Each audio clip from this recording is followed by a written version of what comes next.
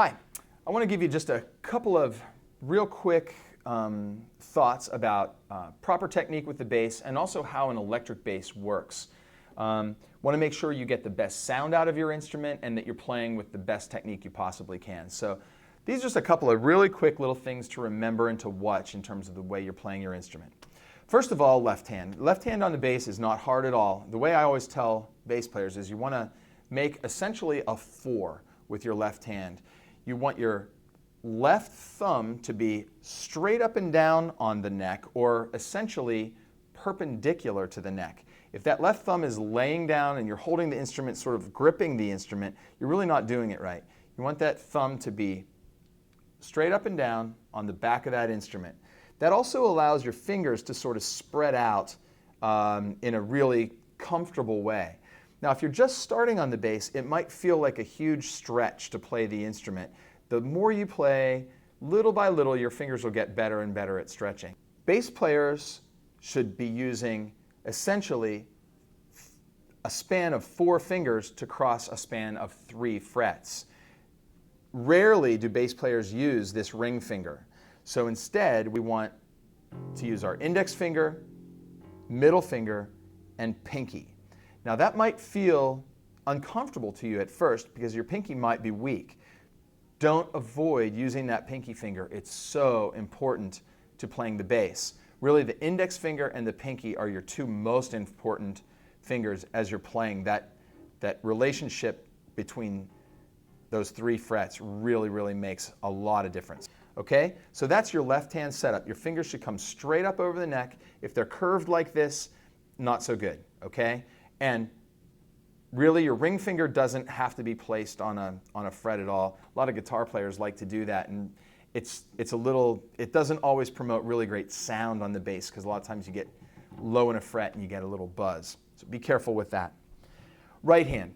Right hand placement, I like to see bass players anchor their thumb typically on one of the pickups on your bass. Now, as a jazz bass player, especially someone that's just getting started with jazz, I recommend you anchor your thumb on the pickup that's farther forward on your bass.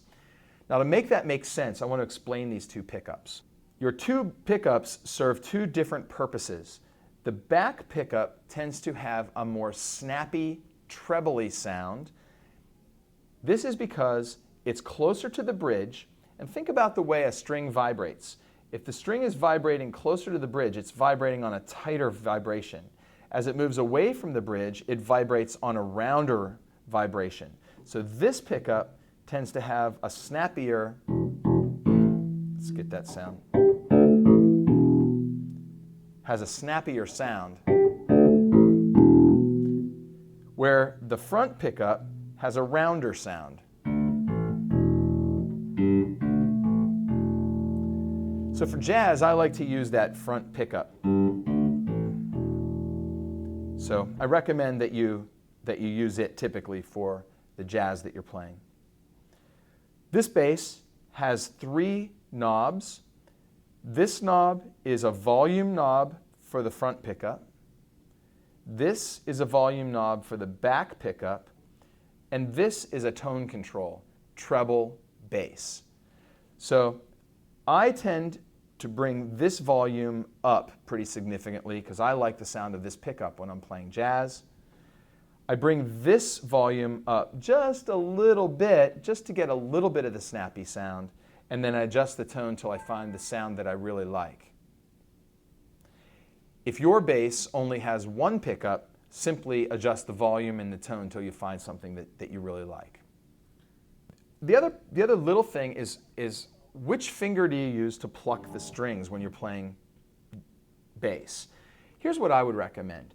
Typically, if your thumb is anchored here, you want to use your index finger and you want to pluck the string right beside the tip of your finger, not on the tip. So I tend to get to the side a little bit and get that kind of a sound. Now you can play the bass with 1 finger,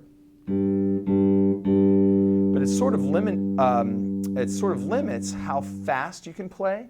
So I recommend getting good with 2 fingers, and you can practice alternating between them.